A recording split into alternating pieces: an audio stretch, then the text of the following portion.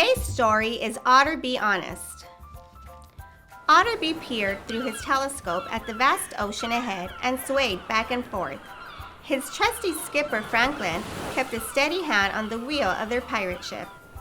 "Land ho!" yelled Otter B. They hopped off the ship and began to hunt for treasure.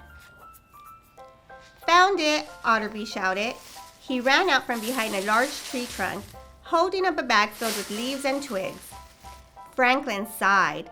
This would be so much more fun if we had real treasure. Otter B thought for a moment. His daddy had a shiny pocket watch. They could pretend that was pirate treasure. Daddy had told Otter B not to touch it, but Otter B would be very careful. "I'll be right back," he called to Franklin. Then he dashed inside to Mama and Daddy's room. He grabbed the watch and ran back outside.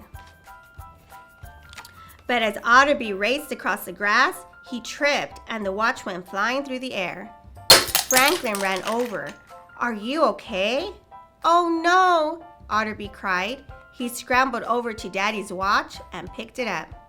The glass was cracked and the metal was dented. The watch didn't shine like treasure anymore. Just then, Mama called the two friends in for lunch.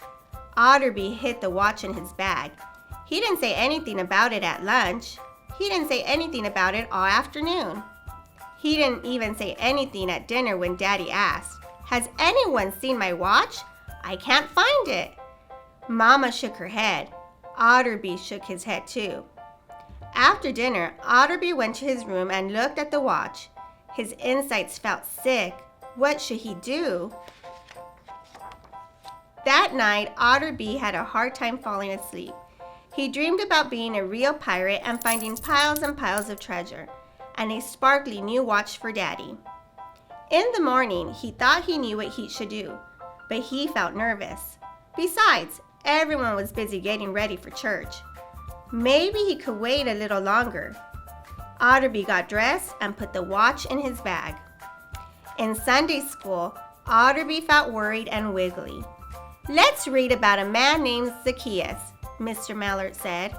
Zacchaeus invited Jesus to his house for dinner. Because Zacchaeus loved Jesus, he decided to be honest. He gave back all the money he had stolen from people. Otter B thought about his daddy's watch. When they got home, Otter B pulled the watch out of his bag and brought it to Daddy. "I didn't tell the truth yesterday," Otter B confessed. "I took your watch and I broke it. I'm sorry. You can have all the money in my fishy bank to buy another one." Daddy looked at the watch.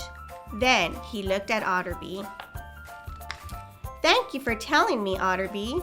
Otter B looked down, then he took a deep breath. "You're not mad at me?"